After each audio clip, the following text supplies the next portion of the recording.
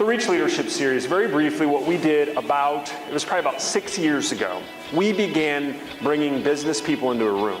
And we said, you know what we're going to do every now and then? We're going to bring a handful of business people in the room, and we are going to figure out a way to get them together to inspire one another. I come and see CJ speak for a lot of reasons. One is to be inspired, because I think he's very inspiring. And I think he provides a lot of practical, daily tips that we can use in our everyday life. These are the rules that I always give when I do workshops and speak, and I speak for thousands of people every year. Rule number one is to live in the moment. You ever stressed out about a meeting? You ever stressed out about hiring someone?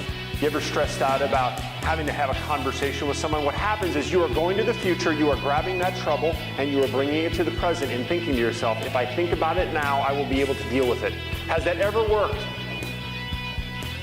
No.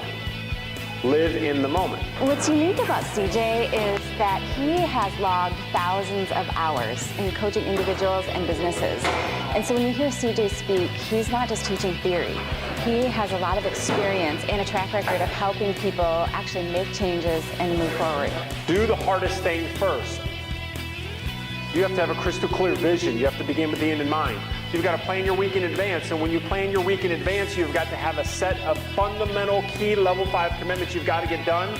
When you start your day, you have got to get the hardest thing done first and keep your to-dos in one place. Is any of this rocket science, yes or no?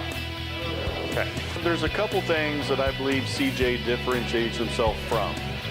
Number one, I think he is definitely a positive speaker.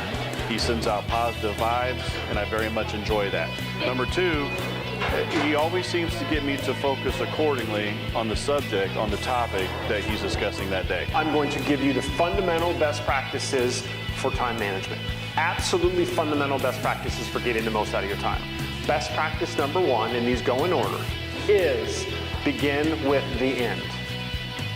If you are not crystal clear about the end, and you do not know where you want your life to go, you will struggle to make good decisions with your time. Because what will happen is your time management will directly be based upon the immediate. But you got to be clear about what am I going to do at the end. I encourage my people and myself to come see CJ speak because he helps us with productivity, planning, management, and making us more efficient and more effective in our business. When you don't do something, it has nothing to do with time. It has to do with a choice. I think his style is very different. He's funny, it's entertaining, but yet it's always very real and he's genuine. The third rule in my workshop is have fun. Okay? And here's why. Because when you are smiling, when you're sitting up in your seat, when you are engaged and enjoying yourself, it is much more likely the information will get to your frontal cortex.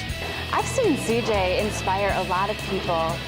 He has the ability to get you to look at what's stopping you and to laugh while you're doing it. And he just has this great way of giving you strategies, and he gets people on board.